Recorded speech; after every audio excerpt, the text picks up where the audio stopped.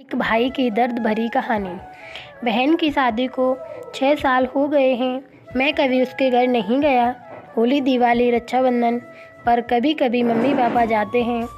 मेरी बीवी एक दिन मुझे कहने लगी, आपकी बहन जब भी आती हैं उसके बच्चे घर के हाल बिगाड़ कर रख देते हैं, खर्च डबल हो जाता है।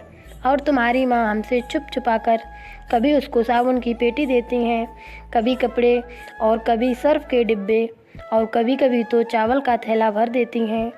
अपनी माँ को बोलो ये हमारा घर है, कोई खैरात सेंटर नहीं। मुझे बहुत गुस्सा आया। मैं मुश्किल से खर्च पूरा कर रहा हूँ और माँ सब कुछ बहन को दे देती हैं। बहन एक दिन घर आई हुई थी। उसके बेटे ने टीवी का रिमोट तोड़ दिया। मैं माँ से गुस्से में कह रहा था, माँ बहन को बोलो कि यहाँ रक्षाबंधन पर आया करें बस।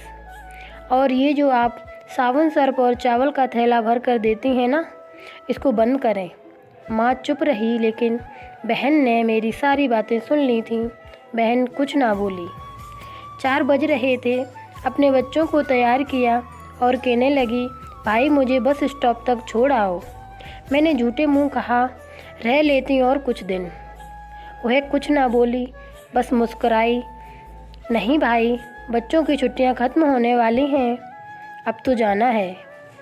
फिर जब हम दोनों भाइयों का ज़मीन का बंटवारा हो रहा था तो मैंने साफ इनकार किया, भाई मैं अपनी ज़मीन से बहन को हिस्सा नहीं दूंगा।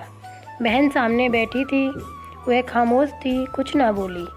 माँ ने कहा, बेटी का भी हक होता है, लेकिन मैंने गाली देकर कहा, कुछ भी हो जाए मैं बहन को हिस्सा नहीं दूंगा।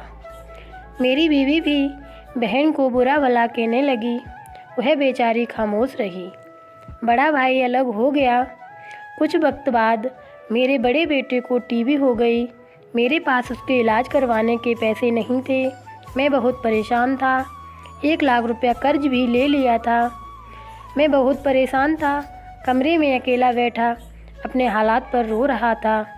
उस वक्त वही बहन घर आ गई। मैंने गुस्से से बोला, अब ये आ गई मनहूस। मैंने बीवी को कहा, कुछ तैयार करो बहन के लिए। तो बीवी मेरे पास आ गई, कोई ज़रूरत नहीं कुछ भी पकाने की इसके लिए। फिर 1 घंटे बाद वह मेरे पास आई। भाई परेशान हो? बहन ने मेरे सर पर हाथ फेरा। बड़ी बहन हूँ तुम्हारी, अब देखो मुझसे भी बड़े लगने लगे हो। फिर मेरे करीब आई, अपने पर्स से सोने का कंगन निकाले, मेरे हाथ पर रखे और आहिस्ता से बोली, पागल तू ऐसे ही परेशान मत होया कर। ये कंगन बेचकर अपना खर्च कर, बेटे का इलाज करवा। शक्ल तो देख जरा, क्या हालत बना रखी है तुमने। मैं खामोश था, बहन की तरफ देख रहा था। वह आहिस्ता से बोली, किसी को कुछ भी ना बताना कि कंगन के बारे में, तुमको मेरी कसम है। मेरे माथे पे बूसा किया और 1000 रुपये मुझे दिए, जो 150 के नोट थे, शायद उसकी जमा पूंजी थी। मेरी जेब में डालकर बोली, बच्चों को कुछ खाने के लिए ला देना, परेशान ना हुआ कर। जल्दी से अपना हाथ मेरे सर पे रखा, देख तेरे बाल सफ़ेद हो गए हैं। और वह जल्दी से जाने लगी। उसके पैरों की तरफ मैंने देखा, टूटी हुई जूती पहनी थी, पुराना सा दुपट्टा ओढ़ रखा था। जब भी आती थी वही दुपट्टा ओढ़ कर आती थी।